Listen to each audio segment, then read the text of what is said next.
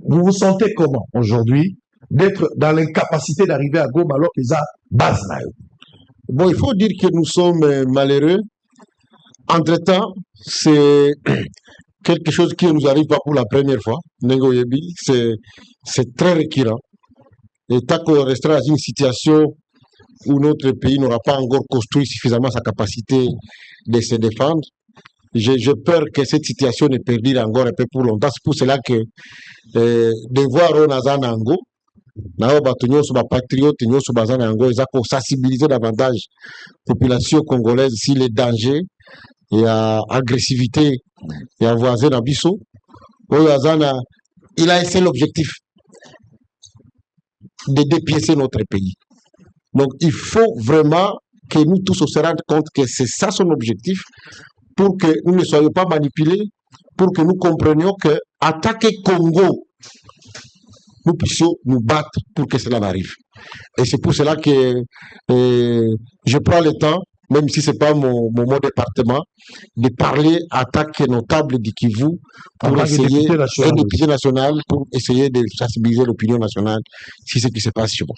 Moïse Ozangi, les pays c'est tout un corps. Ouais. Quand le doigt est malade, c'est les pieds qui l'amènent à l'hôpital.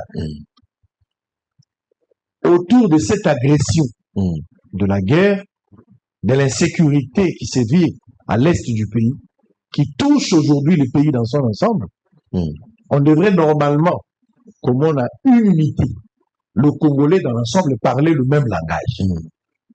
Malheureusement, la guerre nous a divisés. Il y a des Congolais aujourd'hui qui sont d'accord et les Congolais qui ne sont pas d'accord. Comment vous analysez cette guerre entre le Congo et le Rwanda aujourd'hui? Plus de 3 décennies.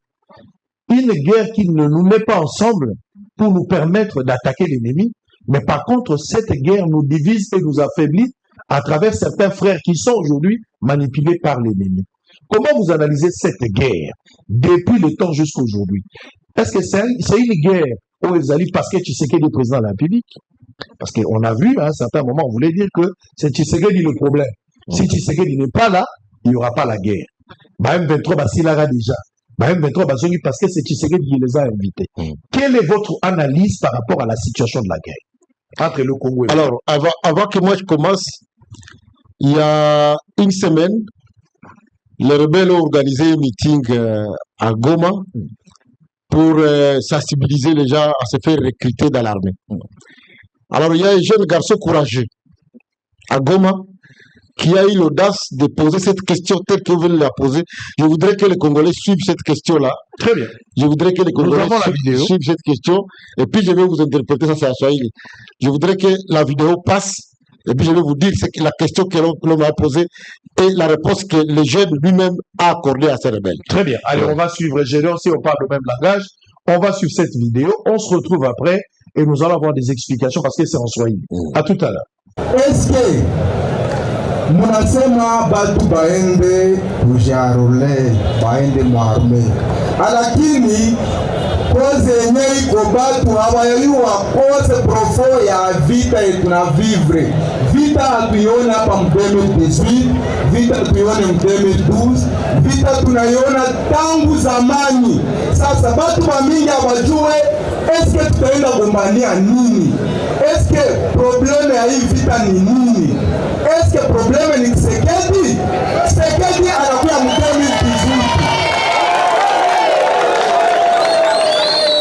Sasa kama ni Tshisekedi meya wa mji atatuambia mu 2012 kulikuwa vita, eske probleme ipaka Kabila? Atatuambia mu 2001 kulikuwa vita. Donc utuambie kwanza profo hapa tuko wapatriote tunawezi gombana, lakini hatuwe tutagombania nini? C'est pourquoi mko naona mnainvite batu wanakosekana. Kama hiyo wataenda mu vitu gani? Alors mtuambie kama shida ni uongozi ya Kinshasa. Alors les jeunes sont en train de dire ceci. Ils posent la question aux rebelles. Vous nous sensibilisez pour que nous puissions vous suivre dans votre schéma de la rébellion. quel est le vrai problème? Lorsque vous parlez de causes profondes, quelle est la cause profonde? Puisqu'il dit, voilà, aujourd'hui, vous allez nous dire que c'est Tshisekedi que vous voulez combattre. Mais nous avons vu aussi M23 en 2013. Kabila a été président. Est-ce que c'était lui que vous combattiez ou c'était un autre problème? Il dit, nous avons vu en 2001. Il a oublié de parler de 96. Vous étiez le même. Tshisekedi n'était pas là, c'était Mobutu. Quel est votre objectif? Et c'est là que je voudrais dire aux Congolais que la profondeur de ce que ces jeunes qui prennent le risque qu'il est à Goma de dire aux rebelles, c'est ça que les gens doivent comprendre. Puisqu'aujourd'hui, la propagande rwandaise est en train de vouloir montrer aux Congolais qui sont en train de se battre contre la gouvernance de Tshisekedi. Alors que non. Et les jeunes, quand ils posent la question en leur disant, lorsque vous vous êtes battu contre Kabila, et aujourd'hui vous êtes avec lui, est-ce que c'était encore Tshisekedi qui était là à cette époque? Je voudrais que les Congolais le sachent. Cette question de la guerre que le Rwanda nous impose n'a rien à faire avec la personne de Tshisekedi. C'est une guerre contre la République. Comme je vous ai dit, l'objectif, c'est de mettre à coupe réglée, de dépiécer la République démocratique du Congo pour qu'il y ait une partie de ce pays qui répondent directement au Rwanda pour deux raisons, et je reviens encore toujours, les couloirs économiques et les couloirs sécuritaires. Donc, c'est ça l'objectif final de cette guerre. Que ce soit Tshisekedi président ou demain quelqu'un d'autre président, tant qu'ils n'ont pas atteint leurs objectifs, ou tant que la RDC n'a pas développé de capacités pour les empêcher d'atteindre leurs objectifs, ils reviendront. Donc je voudrais vraiment qu'à ce stade, le Rwanda n'arrêtera jamais d'attaquer la RDC, même si Tshisekedi partait, même si c'est Kabila qui revenait président, par magie on prenait Fayoulou, une autre personne, vous ou moi, si on est, je ne sais pas par quel mécanisme, mais par la voie électorale, devenons président de la République aujourd'hui, le Rwanda ne va pas arrêter de nous attaquer. Il ne va pas arrêter de nous attaquer tant que nous ne développons pas nous-mêmes des capacités réelles de nous défendre, ou tant qu'ils n'ont pas atteint l'objectif de dépiécer notre pays, à créer à côté du Rwanda un autre État qui serait à leur solde. Donc je voudrais vraiment que les gens les comprennent. Et quand ils parlent de causes profondes, j'ai même entendu certains évêques commencer à utiliser le mot cause profonde. Cause profonde. En fait, c'est aussi le langage de l'opposition. En fait, cause profonde, c'est de dire que voilà, il y a des populations qui parlent une langue, qui sont à côté d'un État, ils ne sont pas aimés par cet État, il faut les laisser avoir leur propre État. Et c'est ça qu'ils appellent cause profonde. Alors, lorsque les Congolais commencent eux-mêmes à utiliser le langage de l'ennemi pour dire que nous, on n'a pas encore résolu les causes profondes, quelle est la cause profonde? La cause profonde, en fait, c'était le langage, le narratif du Rwanda. Oui. L'ennemi a utilisé ça. Il utilise ce narratif. C'est lui qui a pondu. Pour dire que la vraie cause profonde, c'est qu'il y a une partie des Congolais qui ne sont pas aimés et que donc, il faut les laisser s'autonomiser autour de leur pays, le Rwanda. Et donc, quand les Congolais utilisent le mot cause profonde, je me pose la question, mais c'est de la manipulation. C'est de la manipulation. Et c'est pour cela que les émissions comme celle-ci nous permettent effectivement déformer les Congolais pour qu'ils ne tombent pas directement dans une manipulation faite par l'ennemi. Cette guerre, c'est pas une guerre contre le président Tshisekedi. Puisque sinon, elle n'aurait pas été menée en 2013. Cette guerre, c'est pas la guerre contre, c'est une guerre contre l'État congolais. Et donc, tout celui qui se dit congolais, il doit aller. Tout ce qu'ils ont déjà utilisé depuis 2000, depuis 1996, jusqu'à aujourd'hui, ils les ont utilisés comme des marionnettes. Si vous lisez les livres d'un des éminents journalistes de l'Est, Nikez Kibel-Beloka, qui a écrit sur les marionnettes congolaises, vous allez vous voir que de Laurent Désiré Kabila, heureusement que lui s'était converti après, jusqu'au RCD, jusqu'aujourd'hui, c'est déjà qu'on utilise, on les cisse, et puis après on les jette, on reprend encore d'autres Congolais, on fait la même chose. C'est pour vous dire que on utilise des marionnettes, mais cette guerre, c'est une guerre dirigée contre la République démocratique du Congo, sa souveraineté et son unité. C'est-à-dire, l'ennemi cherche à avoir un gouvernement qu'il va gérer. Un gouvernement de Kinshasa que lui va contrôler. Non, non, non. Ça, c'est un objectif. C'est un objectif dans l'objectif. Mais vraiment, ce qu'il veut, c'est d'avoir à côté de l'État rwandais un autre État qui est à sa solde, dans lequel il peut extraire les minéraux, qu'il peut diriger à sa guise, et selon lui, qu'il aiderait à avoir une anticipation sécuritaire à l'intérieur de la RDC. Un État proche de lui, c'est-à-dire par la balkanisation. Par la balkanisation, bien sûr. Il faut bien lire les livres. Il faut lire, par exemple, Pierre Péa, qui a écrit sur cet État qu'ils appellent État Tambo depuis longtemps. Il faut lire tous ceux qui ont écrit, Onana a écrit sur ça et tous les autres, c'est pour vous dire que l'objectif principal de l'ennemi, à parler des causes profondes, c'est d'essayer d'embrayer sur une cause identitaire en disant, il y a une population qui parle l'autre langue, qui est marginalisée en RDC, pour les aider. Il faut qu'ils aient leur propre État. C'est ça le narratif. C'est ça qu'ils appellent la cause profonde. Et donc, j'invite vraiment les Congolais à ne plus utiliser ce terme de cause profonde qui est le terme de l'ennemi. Donc, ça dit, Maël et ennemi Zali, tout le monde a lingala pour Congolais Mourayo Kango. Et ça n'a ennemi à lingala la qui s'abatte que. Et ça n'a bateau moko. Balou Baramonoko moko. Mais bavanda na mabele ya Congo. Bato wana balingi barote na Congo. Bato wana bazangi esika kokende. À la limite, esengeli bato wana bazala na mabele na bango. Mabele na bango bakozala nango kaka na nzela ya balkanisation. C'est-à-dire kokata eteni ndambo ya mboka. Oyo kozala na contrôle ya bato bango bazo défendre le droit minoritaire. Mais na sima nango ezali pona kozwa minéré, pona koteka, pona kozala na contrôle sécuritaire ya kuwe wana nyoso mobile. Bazo poursuivre la case. En tout cas là vous l'avez dit de manière très claire. Mais la précision que j'aimais, c'est qu'en réalité la population qu'ils prétendent défendre n'est pas d'accord avec eux. Très bien. Il faut le dire clairement. Il n'est pas d'accord avec eux. C'est comme ça que vous trouvez, par exemple, tous les groupes, la grande partie des groupes de Wazalendo, ce sont des Hutus qui parlent la langue, les Kinyarwanda, mais qui ne sont pas d'accord avec le plan qui est préparé par les Rwandais, notamment par les régimes de Kigali. Alors, est-ce que vous pensez que l'opposition aujourd'hui, je vais les appeler opposition armée, bien que l'opposition armée dans la Constitution n'existe pas. Mais l'opposition armée, parlons des Nanga et tout ce genre-là. Est-ce que Baza est conscient de cette manipulation aux ennemis à Zosan? Est-ce qu'ils sont conscients de ça? Il y en a qui sont partis sans le savoir, mais tous ceux qui sont à Goma maintenant, ils sont conscients qu'ils sont tombés dans des grands pièges. En tout cas, ceux qui sont allés, bon, la plupart d'entre eux, c'est des marginaux. Non. Ceux qui étaient les plus consistants d'entre eux, c'est comme ça que vous avez trouvé que quelqu'un comme Magloire Paloukou, lorsqu'il s'est rendu compte, il a suffi qu'il commence à se questionner pour dire, mais finalement, nous sommes dans quoi ici? On l'a tué. En tout cas, ceux qui sont comme lui dedans et comprennent qu'ils sont entrés dans une aventure qui n'a pas d'avenir. Alors, parce que vous parlez de la manipulation, la situation dans laquelle le Congolais, au Bazaba électeur, va vivre pour le moment. Bazo peut sa vision impression. Lorsque les rebelles arrivent, Bazo Tcha Minda, Bazo Sala Salongo, Bazo Fout Sabango Batax, nous avons même suivi un député qui est vraiment perdu, hein, Daniel Safou, c'est vraiment qui est perdu. Je ne sais pas si on pourra le récupérer un jour, mais c'est un homme qu'on a vraiment perdu. D'abord, ici, il était irrécupérable, mais de l'autre côté, je pense que c'est fini pour lui. Le gars, ils veulent donner l'impression que Bato Bazana Goma, Bato Bazana Bukavu, Bato Bazana Uvira, dans ma territoire ou dans zones occupées par le rebelle, bah, on vit dans la condition, madame. Vous êtes député, et ça base là. Quelles sont les conditions aujourd'hui? Alors, je vais répondre à cette question à 3 étapes. Allez-y. La première étape, c'est de vous montrer par des cartes où se trouvent ces gens. Parce que vous savez, quand ils parlent dans les médias, ils amplifient trop. Je voudrais vous montrer par des cartes où est-ce que ces gens se trouvent. Allez-y. Et quand vous allez voir, la deuxième chose, je vais vous montrer la méthode qu'ils utilisent pour mater les gens.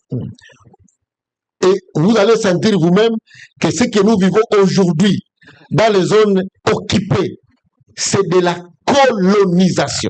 La colonisation. La colonisation. Peut-être un peu plus virulente que la colonisation que les Belges ont fait ici.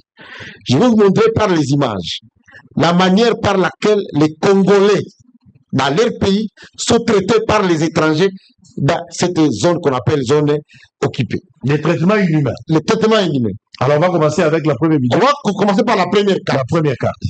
La carte que vous voyez là, c'est une carte qui vous montre effectivement quelles sont les zones qu'ils occupent. Comme vous pouvez bien le voir, vous allez voir que les zones qu'ils occupent, c'est des zones qui sont à la frontière avec les Rwandais. Oui. Cet élément est capital. Il faut que vous le sachiez qu'ils se concentrent à la frontière avec les Rwandais parce que à tout moment, ils peuvent obtenir une intervention du Rwanda la plus décisive lorsqu'ils sont directement attaqués. Mais aussi, ça correspond bien évidemment à des espaces qu'ils convoitent. Je vois. Ça correspond à des espaces qu'ils convoitent. C'est pour cela que vous avez vu que dans toutes les négociations, ils insistent sur le permanent. En fait, permanent, c'est pour dire laissez-nous pendant beaucoup de temps continuer à gérer la possibilité de gérer, d'exploiter l'espace que nous occupons, qui est l'espace qui est contigu à leurs frontières. Le deuxième élément que je voulais vous montrer, c'est qu'ils gouvernent par la torture. Je voudrais que les images que je vous ai amenées, que vous puissiez le voir.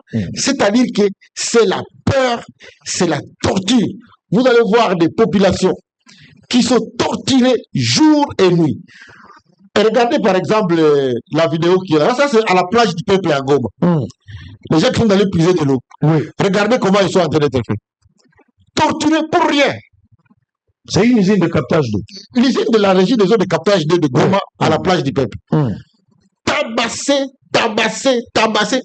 Voilà ce qu'ils appellent la paix. Déjà qu'ils sont tabassés. Vous allez voir par exemple une autre vidéo là-bas. C'est le pseudo-maire de la ville qu'ils ont installé à Goma par, comme vous le savez, qui seulement quelqu'un est conducteur de bus. Hein? C'est la vidéo des gens qui ne sont pas allés à la marche. Les gens qui ont refusé d'aller à la marche, ils venaient de Idju pour Goma. Regardez comment les Congolais sont en train de traiter dans le pays. Est-ce que vous regardez? C'est des jeunes enfants, il y a des jeunes de 13 ans. Pour avoir refusé de participer. Pour avoir refusé de participer. Pendant la marche, ils avaient des activités qu'ils allaient faire à Idju. Regardez comment ils sont fouillés dans leur propre pays. C'est pas possible. Même les Belges n'ont pas fait ça. Non. Alors là c'est le maire de la ville lui-même, leur maire, le pseudo-maire de la ville, qui prend un nombre de taxis. Seulement il dit qu'il n'est pas allé au salon, alors qu'il transportait des gens qui allaient au travail. Il les tabasse. Lui-même prend les bâtons, il tabasse, il les fracasse. Ça, c'est leur maire de la ville. Ça, c'est la vie de tous les jours des zones qui sont occupées par les Rwandais. C'est de la colonisation. Et si vous voyez aujourd'hui, tous ceux qui ont les moyens de quitter Goma ont déjà quitté. Tous ceux qui avaient les moyens de quitter Bukavu, ils ont déjà quitté. Tous ceux qui ont eu les moyens de quitter Uvira, vous voyez le nombre de réfugiés que nous avons à Uvira, à Bujumbura aujourd'hui. C'est-à-dire que la population ne peut pas supporter.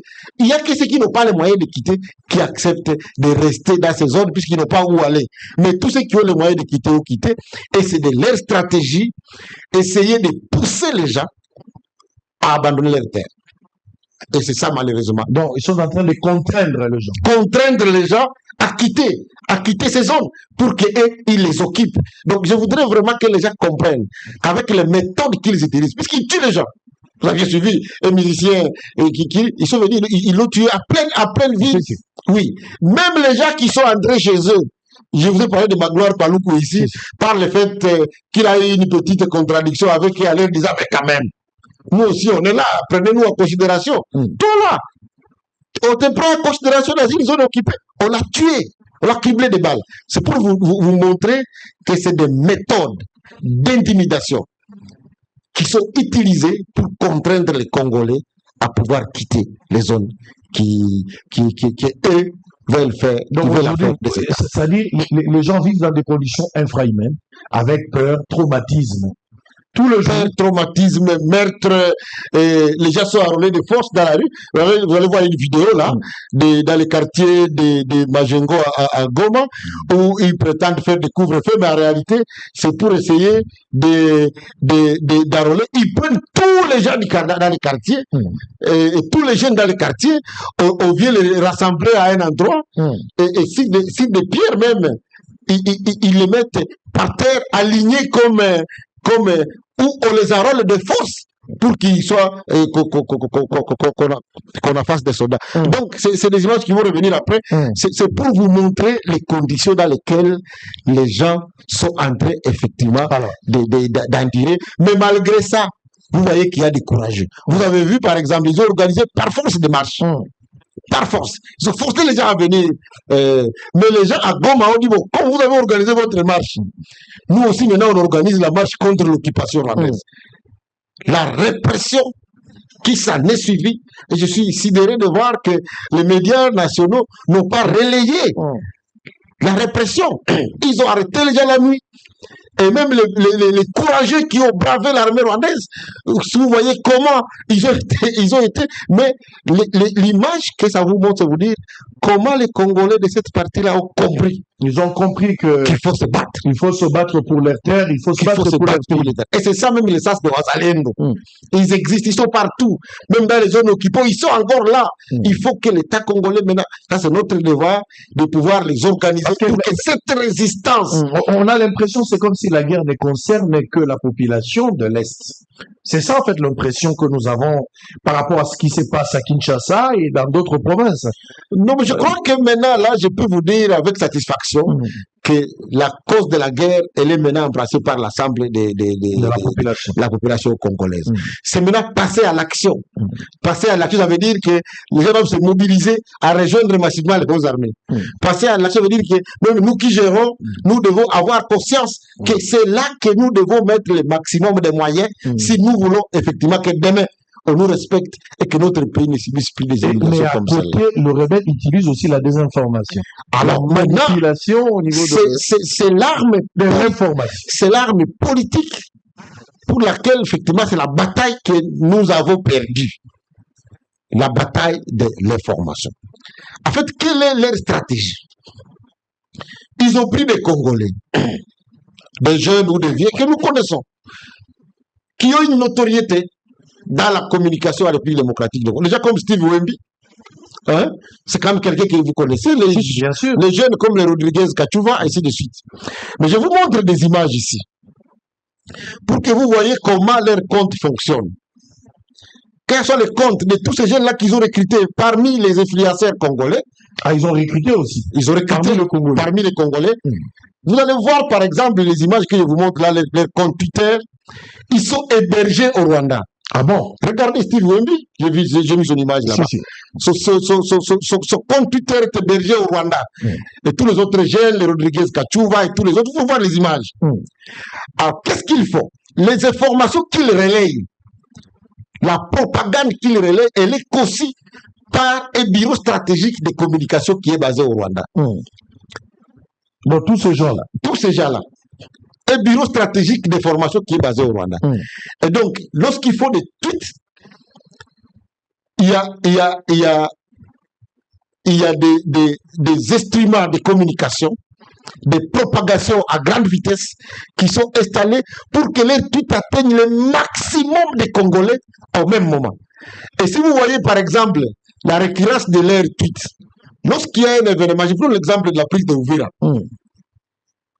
Ils ont annoncé la prise de Uvira, mais les M23 étaient encore à Luvungi.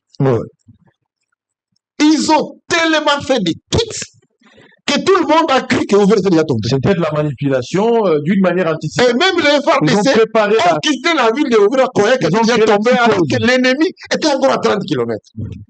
Ici, dernièrement, ils ont fait des tweets communiqués puisqu'ils voulaient attaquer les Grano. Et donc, il y a une délégation congolaise qui a été conduite en Ouganda pour parler avec le président Museveni. Aussitôt qu'ils ont compris que nous sortions de là, ils ont fait des tweets systématiques pour dire que le président Museveni vient de déclarer qu'une partie de l'Ituri et du Nord Kivu appartenait à Ouganda. C'est une fausse information. Est-ce que vous comprenez? Tout ça pour créer les doutes dans les esprits des Congolais, les amener à détester de l'autre côté, pour que, en fait, opposer la République démocratique du Congo à Ouganda. C'est une machine d'intox et de propagande. Malheureusement, maintenant ce que je vais dire, malheureusement, Nous tous, nous sommes tombés dans le piège. On a commencé à lire. C'est-à-dire que lorsque vous prenez le tweet de Rodriguez Kachouva, lorsque vous prenez le tweet de Steve Wemby, et que vous les retweetez, ou vous les mettez vous-même dans un groupe WhatsApp, vous participez à la propagande rwandaise. Et c'est là que le message que je donne aux jeunes Congolais. Les gens là, comme vous les connaissez, vous avez vu les tweets, vous avez vu que je vous ai démontré qu'ils sont tous hébergés au Rwanda, où c'est le Rwanda qui conçoit les messages qu'ils doivent relayer pour faire la guerre de formation. Il faut qu'attaquer Congolais partout où vous vous retrouvez. Lorsque vous voyez les tweets, même les tweets qui sont bons, puisqu'il faut le bon et le mauvais, faites tout pour les bloquer. Faites tout pour ne pas participer à la propagation de leurs fausses informations. Toutes les informations qu'ils mettent à votre disposition, c'est de la manipulation. Toutes les informations liées à la sécurité. Même la guerre de l'Est. En fait, il faut aussi la diversion. Justement, relayer aussi des bonnes informations du gouvernement. Mais il faut absolument que les gens le sachent que ces gens, les informations sont donc il faut pour se faire crédibiliser dans l'opinion. Et ils sont connus. C'est comme ça que j'ai affiché les trucs pour que les gens ne tombent pas dans la désinformation. Puisque c'est là où vraiment ils ont réussi à nous mettre mal à l'aise, apprenant des Congolais qui ont une certaine petite notoriété, à les payer, à reprenant leurs comptes pour que ces comptes deviennent des comptes de propagande de l'ennemi. Très bien. Allez, nous sommes en direct, mesdames et messieurs. Ce qu'il faut retenir à Isaac,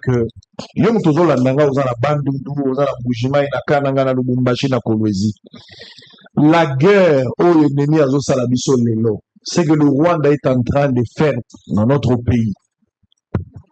Il ne le fait pas parce que Tshisekedi est président de la République. Le Rwanda aujourd'hui ne nous impose pas la guerre parce que Tshisekedi est président ou c'est parce que Soumino est premier ministre. Le Rwanda depuis, l'objectif principal, c'est de balkaniser l'Est du pays. Parce que quand il va être si à réussir pour balkaniser la République démocratique du Congo du parti l'Est, du côté, il y a parti Est et API, il aura de l'économie, un couloir économique, le couloir sécuritaire aussi, et il a la terre. Il peut exploiter. Il a combattu depuis la République démocratique du Congo, les notés. De tout le temps, tant que l'objectif faisant doit atteindre, il ne va pas arrêter. Donc aujourd'hui, le Rwanda, même si on lui donnait tout, si on peut atteindre l'objectif, il y a balkanisation pour une mission à compléter. Vous êtes Congolais, vous devez être patriote. Malheureusement, il y a des Congolais qui sont manipulés. Il y a des Congolais qui sont devenus supplétifs aujourd'hui du Rwanda. Il y a des Congolais qui ont accepté d'être les marionnettes du Rwanda. Il y a des Congolais qui ont accepté d'être la solde de Rwanda. Malheureusement. Malheureusement. Il y a des prêtres catholiques. Il y a des journalistes. Il y a des militaires. Il y a de la population. Il y a des politiques. Dans un premier temps, vous avez l'impression c'est comme si vous vous battez contre un régime. Vous avez l'impression c'est comme si vous vous battez pour le peuple, pour la souveraineté, pour le développement, pour l'avenir de ce pays. Mais,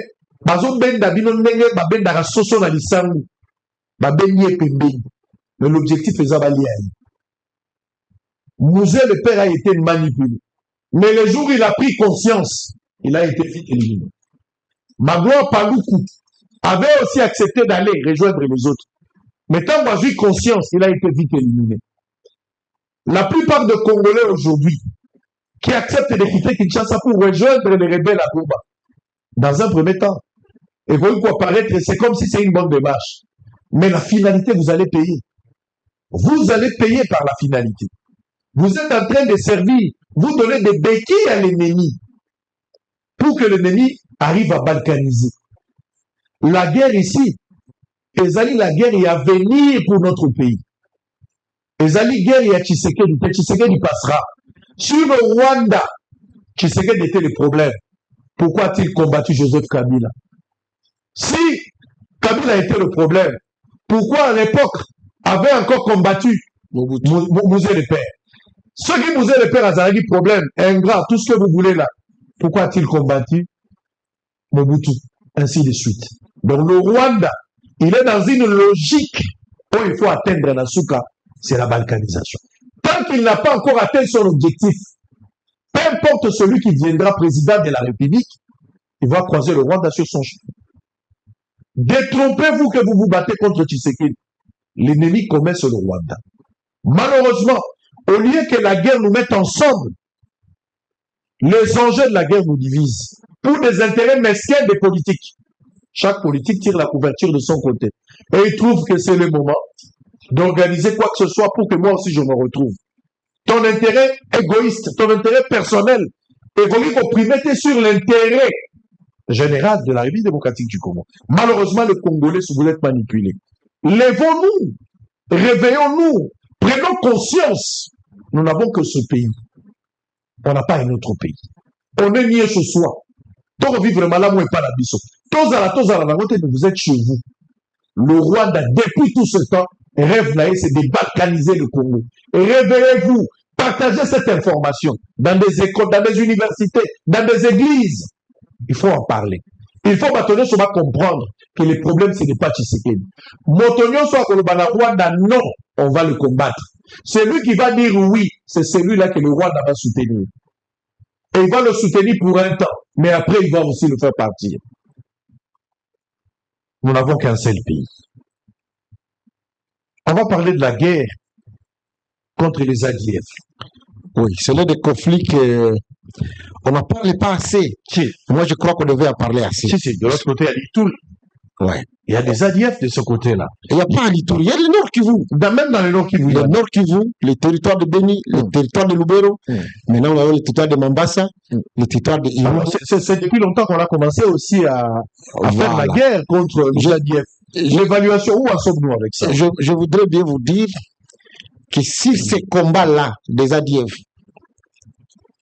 le président de la République, Antoine Félix Tshilombo, avait compris la dynamique de ces combats.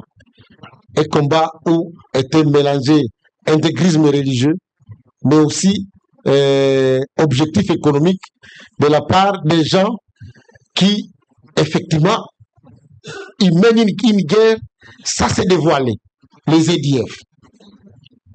Alors, je ne vais pas trop m'attarder sur leur identité, je voudrais bien m'attarder sur la stratégie qui a été mise en place par le président Antoine Félix Tshilombo pour les combattre et où en sommes-nous aujourd'hui.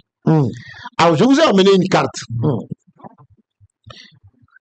Il a été décidé entre le président de la République démocratique du Congo et le président de l'Ouganda une opération conjointe qu'on appelle opération Shuja.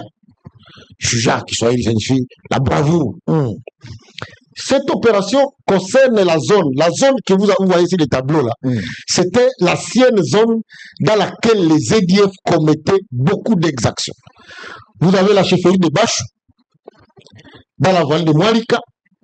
Vous avez la chefferie et les secteurs de Rwenzori. Vous avez les Benimbaou. Et vous avez dans le territoire de Beni la chefferie de Watalinga. Et puis vous avez la partie de Irumu vers Boga où les ADF commettaient des exactions, tuaient les gens chaque jour. Par exemple, la route Kassine du Butembo, les véhicules étaient brûlés pratiquement chaque jour où cela a été fait. L'opération entre les FRDC et l'UPDF a commencé, bien évidemment, sur cette partie-là qui est une partie de la frontière. Et comme vous pouvez bien le voir, aujourd'hui, ça fait 2 ans. On n'a aucun incident dans la chefferie de Bachou, alors qu'il y avait des massacres pratiquement chaque semaine. On n'a plus d'incidents à Boga aussi, sur la route Beni-Kassindi. On n'a plus d'incidents à Lungupa ou à Lumé. Ça fait 2 ans, on n'a pas d'incidents. Il y a moins d'incidents sur le Watalinga. Il y a des incidents sporadiques autour de la ville de Beni et de Oicha, mais ce n'est plus comme avant. La partie de Mangina, aujourd'hui, il y a un calme relatif. Alors, les ADF, ils ont fui, ils sont allés maintenant vers la partie du territoire de Lubero, notamment la partie la plus exposée, qui est la partie de Mangorojipa, de l'ouest de la ville de Butembo. Alors, pourquoi je parle? Il y a une carte que je voudrais vous montrer là-bas. Cette carte met en évidence une réalité que les gens ne veulent pas écouter. C'est une carte qui montre la zone dans laquelle aujourd'hui est concentrée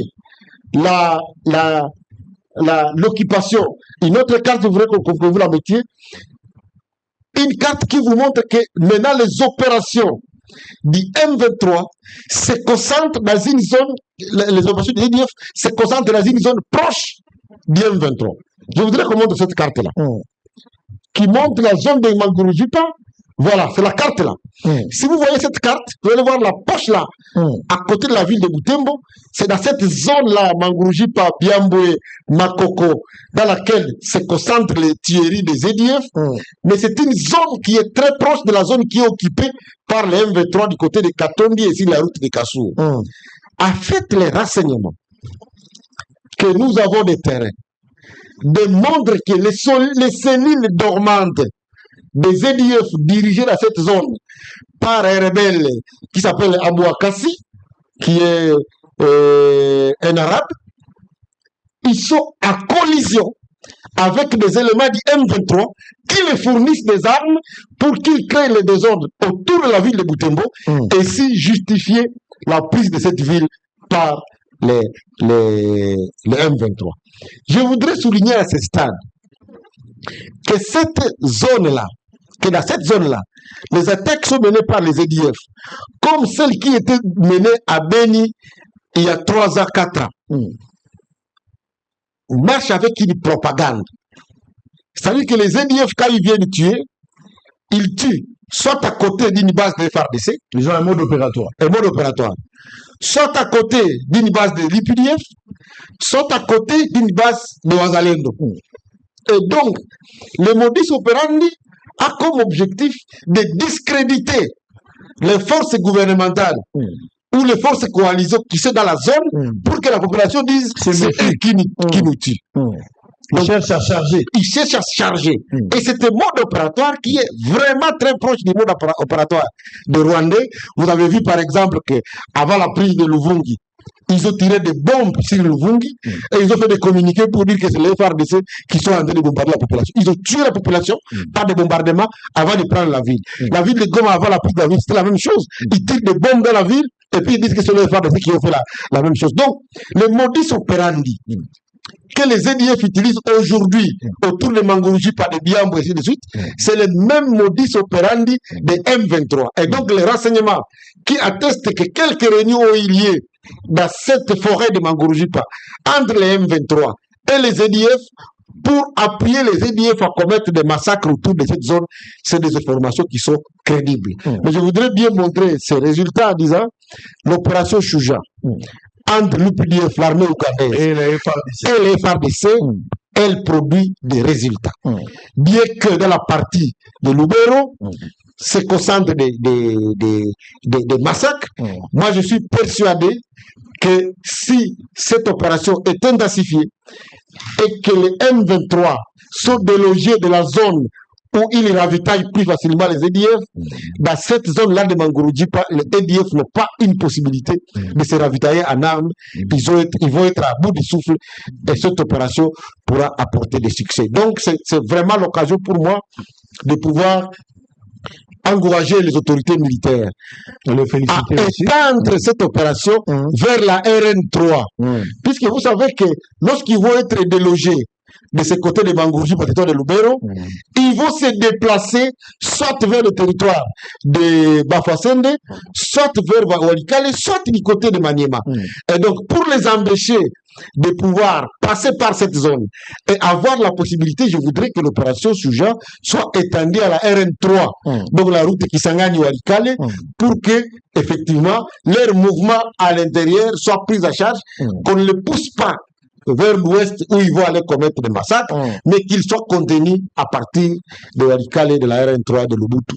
Et donc, c'est plaidoyer que je fais, je l'ai déjà fait à des instances où cela est fait, mais c'est une opération qui vaut la peine d'être soutenue, l'opération conjointe. Le message est passé, je pense que l'autorité est en train de suivre. Nous sommes en direct, mesdames et messieurs, sur Bossolo Télévision, qui reste votre seule chaîne au cœur des investigations. On va prendre le tout dernier point. On va parler sur la diplomatie. On va rester sur sur la diplomatie. La guerre, c'est bien, mais il faut préparer la guerre. Il faut mettre les moyens. Il faut former l'armée. Il faut réformer l'armée. Il faut avoir une diplomatie agissante pour faire face à l'enjeu au Getembo Kalelo. Le président Félix Tshisekedi est allé aux États-Unis d'Amérique. Tout a commencé avec les négociations au niveau de l'Afrique.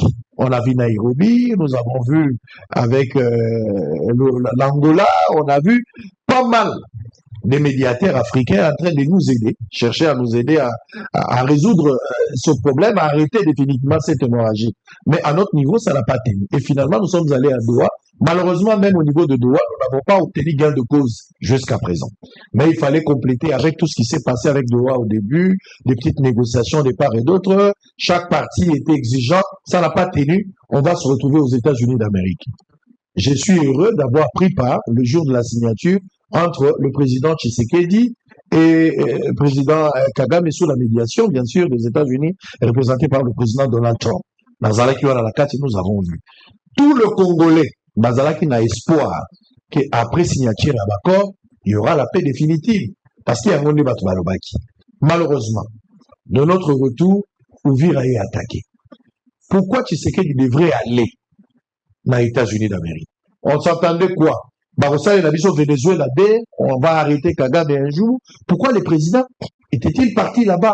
Pour chercher quoi? Quel est l'apport de cette diplomatie menée par Tshisekedi alors que les zones occupées continuent à être dirigées par lui? Merci beaucoup. Je crois que vous pouvez, tous ceux qui lisent les signes des temps, moi je suis chrétien, toi aussi, et je crois beaucoup à la prophétie, à l'esprit des prophéties. Tous ceux qui lisent les signes des temps, ils comprennent pourquoi le président Tshisekedi est allé aux États-Unis et non nulle part ailleurs. Dans cette dynamique de la guerre dans laquelle nous nous retrouvons, avec, avouons-le, je l'avais dit à ce plateau que l'ennemi était, je sentais qu'il était beaucoup plus préparé que nous. Il y a une année, que je l'ai dit, avec la possibilité d'acquérir une technologie plus moderne que la nôtre par l'Occident, la possibilité d'étouffer toutes les démarches diplomatiques et médiatiques au niveau international, ça on le voit. Le président n'avait pas de choix, d'autre choix, pour le bien de la RDC, de chercher une alliance constructive, une alliance basée sur un intérêt mutuel avec les États-Unis d'Amérique du président Donald Trump. Et ce que je voudrais vous dire, c'est que les mêmes minéraux sur lesquels nous avons fait le deal avec les États-Unis, ce sont les minéraux pour lesquels, effectivement, le Rwanda a fait des deals avec d'autres États obscurs. Même pas obscurs, je ne parle pas de l'Union européenne. Il a signé un deal avec l'Union européenne pour fournir des minéraux, mais il n'en a pas. C'est-à-dire que ce deal a été fait sur base des minéraux qui sont à l'est de la République démocratique du Congo. Et donc la RDC, et ça c'est là où je vous dis vraiment, je ne sais pas quelle inspiration le président de la République a eu.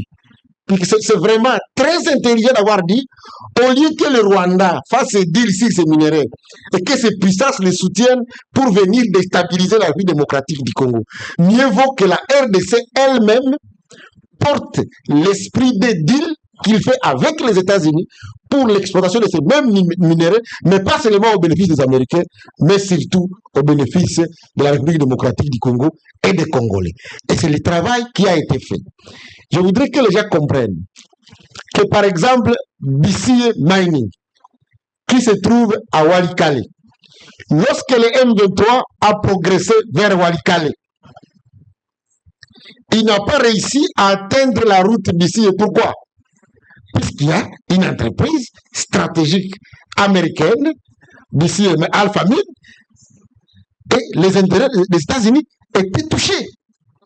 Puisque c'est cette usine qui est la troisième grande usine, qui est la troisième grande mine d'étain au monde, et donc la perturbation de l'activité de cette mine pouvait perturber l'offre mondiale de l'étain. Vous avez compris. Et vous avez vu qui n'ont pas réussi à avancer à partir de Walikale, et qu'avec la stratégie, bien évidemment, de Wazalendo, qui les ont coupés de derrière, ils ont quitté la catastrophe. Walikale ne sacha pas. Alors, c'est-à-dire que si vous avez BCA Mining, par exemple, si vous avez à Walikale qui est le territoire le plus riche de la République démocratique du Congo, si vous avez une autre, par exemple, à Massissi, à Rubaya, qui exploite les coltas, si vous avez une autre qui fait le pétrole dans le lac Édouard, une autre dans le lac Albert pour le pétrole, si vous avez une autre grande entreprise américaine, par exemple, qui se lance dans la tourmaline, qui se lance dans l'or, à l'est de la République démocratique du Congo, moins de gens auront l'audace de venir attaquer cette partie du pays, comme vous le savez, qui fait partie des complots. Un complot qui n'est pas seulement rwandais, mais qui semble être un complot international. Donc, c'était très intelligent pour le président de la République de s'allier à un fort pour que cette fois-ci les minéraux soient exploités. Pas au bénéfice du Rwanda, puisqu'il le fait depuis 30 ans. Parce que les gens se disent, non, on vient prendre nos minéraux, mais on les prend tous les jours. Et ça va au Rwanda. C'est ça qu'il faut couper. Le président a cherché à imposer aussi la guerre des puissances. Aujourd'hui, il y aura une guerre des puissances. Le Rwanda est sous-traité par les Occidentaux, les grandes puissances du monde, mais les États-Unis aussi signent avec le Congo, les grands pays du monde. Donc, il y aura maintenant la guerre à ce niveau-là. Et donc, je voudrais vraiment saluer cette intelligence. C'est une stratégie. C'est une intelligence stratégique qui vous permet d'avoir à côté de vous un fort. Aujourd'hui, qui savait que les M23 allaient, quand ils ont pu ouvrir, ils avaient le vent à poupe, hein? À l'heure où je vous parle, le mythe était le petit message de Marco Rubio qui a dit « Nous ne sommes pas contents. Nous ne sommes pas contents. » Je crois qu'on ne parlerait pas le même langage, il serait à Kalimi. Nanga a dit qu'ils ont été contactés par les États-Unis. En tout cas, si ça n'a pas été le cas, à ce moment ici, on parlerait, il serait à Kalemi. Puisque, bon, je suis honnête de vous dire que sur la route, il n'y avait pas grand-chose. Aujourd'hui, ça nous permet d'avoir l'état de nous préparer ça dit pour le moment. Ça veut dire que le Congo, pour le moment, le Congo ne compte que sur les États-Unis. Je ne dis pas ça. Mais avec la logique qui nous est imposée sur le terrain, nous sommes obligés de compter aussi sur la diplomatie.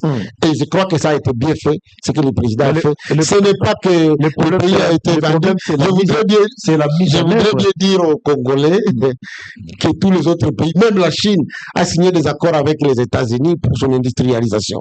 Ça n'a jamais été la vente du pays. Tous les pays qui sont en train de se développer, même l'Europe pour se développer, ils ont eu un plan Marshall.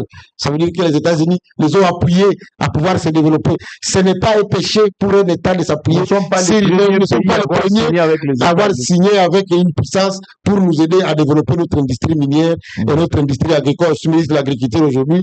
Je reçois beaucoup de délégations américaines qui disent, voilà, par rapport au corridor de mobilité qui est appuyé par les États-Unis, nous voulons aussi avoir de grandes industries agricoles autour. Et moi, je leur ai dit, bon, ça ne sera pas seulement la loi là-bas, il faut qu'on prenne la Lomami aussi, qu'il bénéficie aussi des externalités positives de cette action de la grande industrie minière qui va être développée. Donc, c'est une intelligence stratégique du président Tshisekedi d'avoir fait ce pas vers les États-Unis. Est-ce que vous pensez qu'à travers cette intelligence stratégique dont vous venez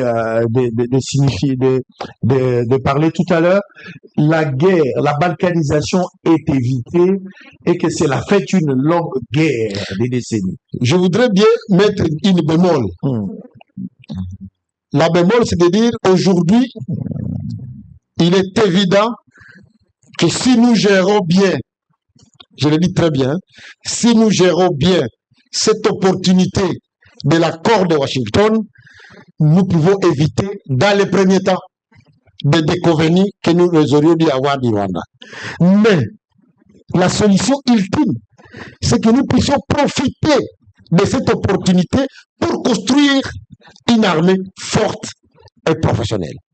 Tant que nous n'avons pas les prétentions d'aller envahir notre pays. En tout cas, la RDC n'a jamais de prétention ni d'attaquer le Rwanda, ni d'attaquer le Burundi, puisque nous sommes autosuffisants, nous n'avons pas de problème avec les voisins. Mais nous devons construire à l'interne une force dissuasive pour que même demain, si Trump n'est pas président, que nous soyons capables de nous défendre nous-mêmes lorsque nous sommes attaqués. C'est très important. Profiter de cette opportunité pour construire une armée professionnelle qui nous protège. Alors, mais il y a la mise en œuvre qui pose problème jusqu'à présent. Alors, au niveau de la mise en œuvre, je voudrais bien vous dire d'abord une chose. Dans le cas de la mise en œuvre, comme vous le savez, l'accord qui a été signé, elle a distingué deux processus. Le processus de Washington, qui est un accord que nous avons signé avec les Rwandais, et je voudrais bien que les gens le sachent, pour ne pas mettre d'amalgame. L'accord de paix signé entre nous et le Rwanda n'a rien à faire avec le deal économique que nous avons signé avec les États-Unis. Ça, c'est notre accord, c'est un accord économique. D'ailleurs, lorsque le deal était signé, le président Kagame n'était pas sur place. Voilà. Donc, il y a eu d'abord la première signature des accords de paix, ce qui a permis à Kagame de prendre part, tous on a vu, parce que moi j'étais dans la salle, le président Kagame, le président Tshisekedi et le président Donald Trump. À toi, ils ont signé devant la presse et il y avait d'autres chefs d'État africains, notamment le président angolais, le président Ruto et autres. Mais lorsqu'à la deuxième partie, il était question de signer maintenant les deals économiques, c'était le Congo et les États-Unis. Voilà. Le président du Rwanda n'a pas pris part. Et c'est ça l'amalgame que certains opposants essaient de créer dans les esprits des gens. J'ai même vu des évêques qui s'amènent. Ça n'a rien à faire. Il y a un deal entre les États-Unis et la RDC, comme il y a eu un deal entre la Chine et la RDC. Donc c'est pas oui, c'est pas question que d'amalgame. Alors maintenant le deal entre la RDC et le Rwanda, qui est un accord de paix entre les deux États, il y a des étapes à suivre à l'intérieur de cet accord. La première chose, c'est les CONOPS. Et je voudrais bien dire à tout le monde qui va m'écouter que les discussions internes sur les CONOPS sont très avancées. Par exemple, un des éléments de blocage pour ce qui concerne les CONOPS, c'est que, bon, il y a une carte que je voudrais que vous montre ici, sur le FDLR. Elle est importante. Très bien. On va suivre ça. C'est cette carte-là. Si vous voyez la zone occupée par les M23, à l'intérieur de cette zone, selon le rapport des Nations Unies, c'est à l'intérieur de cette zone que se trouverait, je l'ai dit bien, le FDLR. Et vous voyez, la zone qui est encerclée, c'est autour de la ville de Goma, notamment sur le volcan, entre le volcan Nyamulagira et le volcan de Nyiragongo. Et l'autre zone, c'est la zone de Boucha, notamment dans le Binza, où se trouverait, selon le rapport des Nations Unies, quelques poches de FDLR. Je dis se trouverait puisque vous voyez la carte, la première zone, elle est à quelques mètres du Rwanda. Et puis pour vous dire que le Rwanda a réussi à aller occuper Uvira et laisser à côté de sa frontière des poches de FDLR. Est-ce que c'est des vrais ou des faux? Ça, c'est un problème. Alors que lui, il est à la recherche de FDLR. Lui, il est à la recherche de FDLR, il est à Uvira trop loin là-bas, alors que le FDLR serait à quelques mètres de sa frontière, dans les zones que nous avons achetées. Pour combattre ces gens, puisqu'il est dit que c'est les FARDC qui vont le faire, les FARDC ont besoin d'avoir accès à une zone qui va leur permettre de combattre ces gens. Et la seule zone de débarquement qu'ils ont, c'est l'aéroport de Goma. Est-ce que vous me suivez bien? Si, je vous suis très bien. Ça veut dire que pour que les FARDC attaquent ces gens-là, ils doivent d'abord occuper l'aéroport de Goma. Donc le CONOPS va certainement démarrer par le déploiement de FARDC à l'aéroport de Goma qui doit être réouvert. Je ne sais pas si vous me comprenez ce que je suis en train de dire. Je comprends. Donc, alors, moi, ma proposition, ça c'est moi personnellement. Pour que personne n'a prétexte d'ignorance, cette opération qui doit se passer autour de Nyamulangira et de Nyiragongo et dans les Binza, elle doit se faire conjointement avec les autres forces qui sont sur le terrain, notamment dans cette zone-là, puisque vous avez au nord, du côté de Lubero, les UPDF, l'armée ougandaise. Bon, les Rwandais, ils occupent la partie qui est concernée. Et les FARDC, comme ça, il fait une opération conjointe là-bas. On va voir si les FDLR existent là-bas ou s'ils n'existent pas. Comme ça, à ce moment-là, ça nous évite de retomber dans les prétextes. Le président de la République, Antoine Félix Tshisekedi Tshilombo, a dit, moi, je vais appliquer les accords. Et je crois que c'est le message de notre gouvernement. Les accords qui ont été signés, on passe par la case du CONOPS. Nous, la RDC, Nous avons des troupes qui sont prêtes, qui vont aller se battre pour vérifier si à ces endroits-là, il y a les FDLR. Et pour qu'ils se battent, ils ont besoin d'accéder à l'aéroport de Goma. Et cet aéroport, lorsque les FDLR seront déployés là-bas, ils vont devoir faire le travail correctement et nous ne sommes pas complexés. Si le Rwanda veut mettre des témoins pour l'accomplissement de cet accord, ils seront la bienvenue. On va le faire ensemble. Mais ça devient un blocage pour eux, puisque vous avez suivi quand le président Macron a demandé l'ouverture de l'aéroport de Goma, même pour les besoins humanitaires, c'est le Rwanda qui a été le premier à dire non, nous c'est le M23 qui donne le financement. Vous comprenez? Donc la mise en œuvre, c'est pas de notre faute. Nous sommes disposés et nous allons le faire puisque les États-Unis nous demandent de le faire. Toujours de bonne foi. Elle est de bonne foi pour pouvoir appliquer. Et nous avons des troupes qui vont être déployées à l'aéroport de Goma pour faire ce travail-là. Donc ça, je voudrais vous le dire. Alors la deuxième étape de ce processus, c'était Doha. Nous sommes allés à Doha et nous avons signé le premier accord. Je voudrais bien ici profiter de ce moment pour dire que lorsque le président avait dit que moi je ne vais pas négocier avec ces gens, même s'ils arrivaient devant ma porte, les gens avaient dit mais non, il suffit seulement qu'il aille négocier, la guerre va s'arrêter. Je ne sais pas si vous comprenez. Si. Vous vous souvenez de ça? Le président avait bien prévenu, je crois que c'est lui qui avait raison. Il a dit ces gens n'ont pas besoin, ils ne veulent pas négocier. Ces gens ne veulent pas négocier. Ils n'ont aucun intérêt de négocier. Les gens ont dit non, qu'il aille négocier. Qu'il aille négocier, oui, il a accepté de négocier. On a signé un accord à Doha. Mais qu'est-ce qui se passe? Nous avons signé et cessé les faits à Doha. Et le lendemain, ils ont attaqué Uvira. Est-ce que vous comprenez ce que j'ai envie de dire? C'est-à-dire que il faut le contraire de ce qu'on a signé. Et donc la médiation a demandé qu'ils quittent les zones qu'ils ont nouvellement occupées avant que nous ne puissions finaliser le processus de Doha. Et nous, on attend. Bon, on le voit bouger peu à peu, on attend qu'il bouge complètement. Comme ça, on va aller finaliser le processus. C'est-à-dire que le processus consiste, à bref, à trouver le mécanisme, comment tous ces rebelles vont être cantonnés, hein, ils vont être démobilisés. Et c'est le processus là sur lequel on doit signer des accords. Est-ce qu'il y aura une ouverture politique ou pas? Ça, ce n'est pas à moi de le dire. Il faudra éviter de franchir seulement les lignes rouges. Ça, ce n'est pas à moi de le dire. C'est pas à moi de le dire, mais bon. Dans un accord de paix, il y a toujours des compromis. Malheureusement, dans un accord de paix, il y a toujours des compromis. Et donc, nous, on attend qu'ils évacuent les zones, qu'ils retournent jusqu'à Kamanyola, et puis qu'on ait finalisé l'accord de Doha. Donc, la RDC, elle est clean, elle n'a pas de problème. Nous, on a signé des engagements devant le président Trump, et nous sommes engagés à les respecter à la lettre. Et donc, la balle n'est pas dans notre camp. Très bien. Et je suis très sûr qu'avec l'environnement international, les choses vont bouger. Les choses vont bouger, espérons. On verra comment les choses vont se passer. Mais peut-être pour terminer, l'opposition, de son côté, pense que seul le dialogue peut régler la question. Est-ce que vous partagez la vie? Alors, le dialogue est permanent. Le président de la République a dit à plusieurs reprises qu'il était vraiment ouvert au dialogue. Vous vous souvenez qu'il a rencontré Martin Fayoulou. Il a demandé aux gens de venir rejoindre COFAS et le gouvernement de l'Union nationale. Donc, le président n'a jamais été opposé au dialogue. D'ailleurs, il a dit qu'il est prêt à accepter les initiatives qui vont être faites au niveau régional d'ici de suite. Ce que je voudrais dire aux Congolais, c'est que le dialogue, là, dans le format que les gens cherchent, le partage de postes, ne va pas résoudre la question de la guerre de l'Est. Je ne sais pas si vous me comprenez la nuance.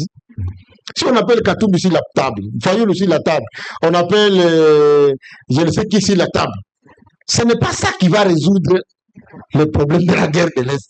La guerre de l'Est, c'est le Rwanda qui a ses objectifs. C'est déjà le dialogue, c'est déjà qui pousse effectivement puisqu'ils veulent avoir des postes.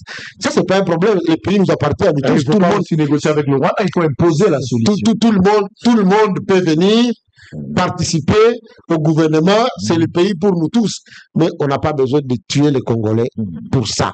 Moi, c'est ça, ce qui m'écoeure, le trophée qu'on donne aux faiseurs de guerre, aux gens qui tuent les gens, et on vient les donner des trophées pour dire que voilà, tu as bien tué les gens, tu deviens ministre de la Défense. Tu as bien tué les gens, tu deviens ministre de ceci. C'est ça qu'il faut, éviter. Le dialogue, il est bon, je crois que le président n'est même pas opposé au dialogue. Ce n'est pas une priorité. Ce n'est pas ça la priorité. priorité. La priorité, c'est de mettre fin à la guerre. Moi, je crois que si vous me posez la question, entre Doha et le dialogue politique qui doit être fait, qu'est-ce qu'elle est la priorité? Je vais vous dire, Doha, c'est la priorité, puisque ça nous permet de prendre des mesures de mise en œuvre, du démantèlement du M23. Ça, c'est plus urgent que d'aller partager le poste, puisqu'on peut le partager et ne pas obtenir la paix. La paix, ça c'est juste. Mais à cette allure, pour terminer, je pense qu'on ne peut pas espérer avoir des élections en 2028. Donc, moi, je ne vais pas entrer sur ce schéma-là. Je suis très optimiste. Dans mon optimisme, je crois qu'on va mettre fin à la guerre. Avant 2028. Et je crois qu'on va organiser les élections en 2028. Oui. C'est la Constitution qui nous oblige de le faire. Après, la politique a des calendriers qui dépendent de beaucoup d'événements, mais moi j'ai l'espoir qu'on va arriver à 2028 et a déjà réglé cette question de la guerre et qu'on va aller aux élections sans problème. Alors, nous sommes un pays démocratique. Et c'est même ça que tous les pays de la région ont dit à Kabila quand il a fait le tour de tous les pays pour demander qu'on les soutienne dans sa guerre. Les gens ont dit, mais la RDC a fait des élections. On a un président qui a été élu par 73% des Congolais. Vous les combattez pourquoi? Il a toute la légitimité. Et puis Nanga a dit non, mais on dit, mais Nanga, c'est toi qui étais le président de la CENI. C'est toi qui as proclamé le président de la CENI. Tu ne les as jamais refusés. Donc c'est toi qui as installé le président. Comment tu peux chercher à démettre quelqu'un qui a été démocratiquement élu? Et donc tous ceux qui sont épris des bonnes pratiques de démocratie, ils croient que c'est pas opportun de soutenir quelqu'un qui fait la guerre pour le changement de régime et démocratiquement. Un changement de régime qui a 5 ans, après il va se renouveler. Mais aussi avec plusieurs arrestations de certains opposants ici à Kinshasa. Il faut faire la nuance. Je crois que je n'entrerai pas dans le fond de cette question. Moi, j'ai été opposant. J'ai été arrêté aussi. Moi, j'ai fait une année en prison. Kabila m'a mis une année en prison. Député de mon État, on ne m'a même pas enlevé les immunités. Une année en prison. Je suis en train d'écouter les gens raconter des histoires, mais j'ai été soutenu. Je peux vous le dire clairement que quelqu'un comme Minakou, il m'a soutenu, il était président de l'Assemblée, il a dit on ne peut pas arrêter de député pour avoir exprimé, même si j'avais dit que Kabila était le commandant de M23, mais c'était mon opinion. C'est pas ce que je voyais sur le terrain. Et aujourd'hui, les événements me donnent raison. Mais j'ai été soutenu par les gens qui ont dit à démocratie, la liberté de parole est là, il y a une procédure pour que les députés soient arrêtés. Mais malgré ça, je suis allé en prison sans qu'on ait levé mes immunités, et ainsi de suite. Je voudrais dire qu'il faut faire les distinguos entre les choses. Il y a des gens qui sont ici, qui sont en train de collaborer avec la rébellion. Daniel Savou était ici, non? Oui. Est-ce que vous saviez qu'il était en communication avec la rébellion déjà depuis? C'est maintenant lorsqu'il est arrivé à Goma que les gens se rendent compte qu'il est devenu M23, mais il était déjà M23 à partir d'ici de nous. Et donc, si la République arrête des personnes pour lesquelles ils ont des preuves, parce qu'il ne faut pas oublier que nous avons maintenant la cybercriminalité qui fonctionne ici, pour lesquelles ils ont des preuves électroniques que la personne est en train de collaborer avec les rebelles, je crois que ça, ce n'est pas une arrestation politique, c'est vraiment une arrestation des complots, mais après, je crois qu'il faut passer devant la justice pour établir si vrai ou faux. Ils sont coupables de ce dont ils sont. En tout cas, moi, ce que je sais, je l'expérimente à Conseil des ministres. On n'a jamais eu un président autant démocrate que Tshisekedi, qui nous permet même la contradiction à Conseil des ministres. Quand le ministre n'est pas d'accord avec quelque chose, il le dit après Conseil pour dire je ne suis pas d'accord avec ça, même si c'est le chef qui l'a dit. Et il accepte de dire monsieur le ministre, il a raison. Ça, c'était démocrate. Donc, on ne peut pas vraiment accuser le fils d'Étienne Tshisekedi, le père de la démocratie, l'accuser d'être dictateur, d'avoir arrêté les gens. Et je crois que ceux qui sont arrêtés, lorsque, je sais par exemple que le vieux Kaboulou avait été arrêté, le président a demandé qu'on lui donne des preuves de ce qu'il est, il a trouvé que ce n'était pas suffisant pour qu'il soit arrêté, il a été relâché. Emmanuel Chardarié aux arrêts. Oui. Il y a je suis sûr que ceux qui sont arrêtés, il y a des raisons pour lesquelles ils sont arrêtés, sinon, faut pas spéculer. Sinon ils n'ont pas leur place à prison, sinon rien fait. Très bien. Votre dernier mot pour aujourd'hui? Mon dernier mot, c'est que je souhaite lever le meilleur à toute la population de la République démocratique du Congo, et particulièrement à la population des zones occupées. Et je leur dis que nous faisons tout ce qui est possible. Ici, je n'ai parlé que de la politique. Je n'ai pas parlé de ce qui est au-dessous.